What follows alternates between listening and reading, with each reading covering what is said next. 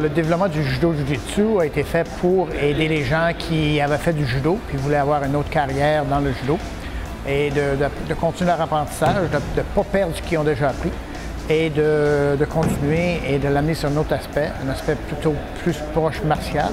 Le jujitsu, finalement, c'est un retour aux sources. C'est l'ancien judo, c'est le judo originel. Et ça nous permet encore plus de déployer une gamme là, de techniques qui sont un peu oubliées, des clés de jambes, des clés de poignet, travailler la distance aussi.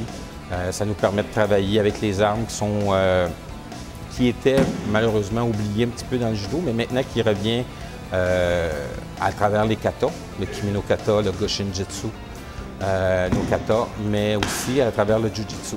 Alors, pour cet aspect-là, c'est aussi quelque chose d'intéressant de travailler avec le tento, avec la matraque, le tambo, avec le bâton court, avec le bâton long. C'est des choses qui sont très intéressantes aussi.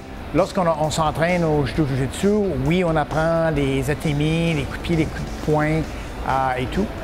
Les étranglements qui ne sont pas permis au judo, on les applique aussi. Il y a des techniques qui sont pour les judo qu'on amène aussi. Donc, même si on voit les atemi, c'est là pour complémenter le judo et non pas comme finition. Le judo-jujitsu doit démontrer un contrôle et non pas une finition agressive envers l'adversaire. Ça peut aussi être très adapté à partir de kata, à partir de techniques qui vont être adaptées aussi selon notre degré de condition physique.